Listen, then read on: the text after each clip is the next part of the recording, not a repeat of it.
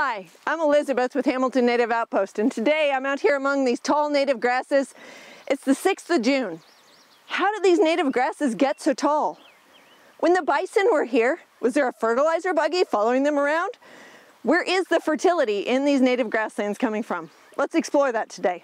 So on the grassland where the bison roamed, I think about free fertilizer, but maybe a better way to say it would be symbiosis. This is how these grasslands were fertilized. So what exactly is symbiosis? Well, there's a couple different ways this happened. One is there's a certain group of plants called legumes. And legumes, it's a certain family of forbs or wildflowers. Legumes have this ability to fix nitrogen, but it's not really the legume plant itself that does it. It's actually a bacteria that lives on the root. So it lives in what we call a nodule on the root. So there's this little ball or little like elongated circle. The bacteria lives inside there. And the air that we breathe is what? 70–80% nitrogen. So there's definitely oxygen in it, but it's mostly nitrogen actually. But plants can't use the nitrogen that's here in the air. They can only use nitrogen that's coming from other sources, that's in other forms. And so what happens is that bacteria can take the nitrogen out of the air and give it to the plant, convert it into a form the plant can use and give it to the plant. Well, the bacteria would like to eat, and it doesn't eat the nitrogen, so what it needs is some sugars from the plant. It needs a carbon source. So the plant actually funnels down to its root systems and gives to this bacteria these sugars in exchange for this nitrogen. So it's what we call symbiosis, where both parties are actually benefiting from this relationship. That's one way it happens. But then there's also, and this is something that I didn't know until, I don't know, 5 or 10 years ago, some of the grasses, eastern grammagrass would be one, switchgrass would be another, they actually have a symbiotic nitrogen-fixing relationship with bacteria on their roots as well. So even grasses, some of the grasses can fix nitrogen in these ecosystems. So they can take the atmospheric nitrogen, those bacteria convert it, give it to the grass gives the bacteria sugars, and it's just a really great system for both the bacteria, that little microorganism, and the plant. So that is a picture of how nitrogen dynamics in a native grassland worked when the bison would have roamed. So while it's not exactly free, because the plant is having to feed that little microorganism some of its sugars that it could have been putting into growth, it's basically free as far as our pocketbook is concerned. So, you know, in our pastures and our lawns, we fertilize. We want more growth out. We want tall, growthy, healthy plants. And so basically in a native grassland, we can get those tall, growthy, healthy plants without the bill that comes along with buying that fertilizer. So this is only part of the picture. The other part of the picture that I like to think about is some of the other elements. One that's really famous is phosphorus. So phosphorus is an element that's necessary for plant growth. There's multiple elements necessary for plant growth. Nitrogen was one. Phosphorus would be another. And phosphorus can be held really tightly by the soil. So the soil, like particles, kind of latch onto it, and they just hold it really tightly. And sometimes they actually really like hide it, where the plants can't actually get to it. So this phosphorus molecule that's sitting down here in the soil, a plant root needs to come in and run into it and take that away and then incorporate it into the plant. But sometimes it's hard for that plant to do that. It needs more extensive reach into the soil. And so it actually hooks up with this fungus called a mycorrhizal fungus. And it's a certain group of fungi. These organisms live on or in the root system of this plant, and they have a lot bigger reach than the roots of the plant. Now this grammagrass plant right here has an extensive root system. However, it gets even more extensive when it's hooked up with that fungus, and that fungus has more reach out into the soil than the grammagrass roots alone do. So the plant will say, hey fungus buddy, would you go get me some phosphorus or maybe some zinc? Or there's a bunch of different elements that the mycorrhizal fungus can help bring to the plant. But the plant says, hey buddy, Mr. Fungus, would you go get me some of that? In exchange, I'll give you some sugars.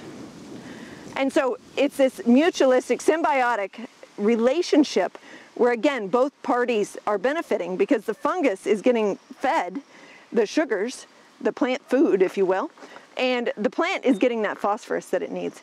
So you've got this wonderful relationship that in a functioning grassland is it's what the free fertilizer is what the fertilizer buggy is. You don't have to put it on. The plants do it themselves.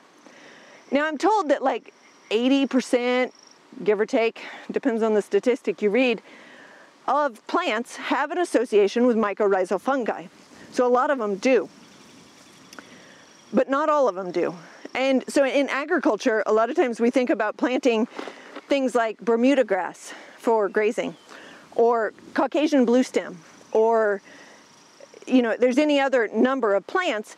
But when tall fescue, there's another very common grass that is not mycorrhizal. So these grasses, these are all introduced grasses I mentioned, and they're not mycorrhizal. So they're not able to get their own fertilizer from the soil as effectively as the native plants are, because, you know, 70 to 80% of the plants out here in this native grassland would be mycorrhizal. So in agriculture, these plants, we know they respond to fertilizer, and so when we are growing them for forage, we lay the fertility to them because they respond to that. But fertility is high these days, it's costly. And so if we can do it without that added fertilizer, it's all the better. And basically we're just working with nature. The things that this plant does naturally, we're working with that to utilize that to our benefit, to provide us, whether it's just to provide us plants growing out here, whether it's to provide us beautiful wildflowers, or whether it's to provide us forage. It does all of that without any added fertilizer. One thing I would note is that if you're in a haying situation, when you hay something and you cut the forage off, you're actually removing all of the nutrients that are tied up in this leaf material. So there's nitrogen and phosphorus and so many other elements in here. So we're actually removing them. So it's kind of like we're mining the soil of them, if you will. So we take that hay bale and we feed it to our horse or our cow or something over here on another hillside. Those nutrients are lost from this exact spot. So usually when it's in a haying situation, we actually do add fertility back to replace what we're removing. But in a system where we're not removing any fertility, we don't need to do that. So when I think of the nutrient dynamics, the fertilizer dynamics of a native grassland, there's one last thing I think of, and that is recycling the nutrients. So this plant, as I mentioned earlier, has certain nutrients tied up in it. It's in the leaves, it's in the plant, it's in the seed heads of the plant. And when winter comes, these leaves are going to be brown and toasted. Or if a bison comes by and bites these leaves off, they go through the digestive tract of the bison and come out the back end. And so basically, these nutrients can be recycled because they're still here on the land. The microorganisms, those little bacteria and fungi in the soil, they decompose them. They turn them into organic matter. And by doing that, the nutrients that are in this leaf are made available to other plants. So it's like nature's recycling system for nutrients, if you will, to recycle them from this crop to, you know, maybe this fall, there's a short sedge right up here in front of me. This fall, the nutrients from this plant, after they're decomposed or after a bison comes through, eats it, and it comes out the back end as fertilizer, the nutrients can benefit this short sedge up here. And then the same thing happens with the short sedge to cycle them back to this gamagrass plant. So I think this is another huge part of the function of a native grassland and how it works with relation to like providing us free fertilizer, if you will. So as I think about a diverse native grassland, I think about, you know, there was no fertilizer buggy following those bison around, following those elk around, and just the beauty of the design of this system is a beautiful thing to me.